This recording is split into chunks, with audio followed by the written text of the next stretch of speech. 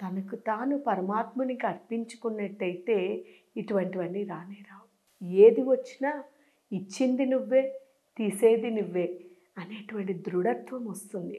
కానీ ఈ రోజుల్లో ప్రతి చిన్నదానికి భయపడుతూ ఉంటారు.